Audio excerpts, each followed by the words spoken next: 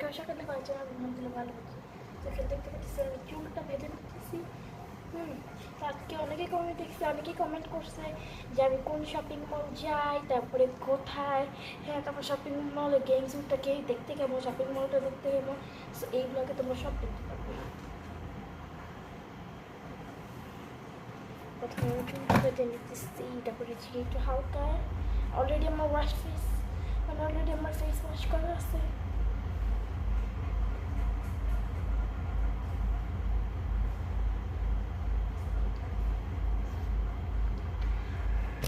আমি এখন এই রকম ব্র্যান্ড, আমার অনেক রকম ব্র্যান্ড আছে কিন্তু ওইগুলো হচ্ছে ড্রয়ারে, তো এখন ওগুলো নামাবো, মানে চুজ করবো, অনেক সময় লেগে যাবে।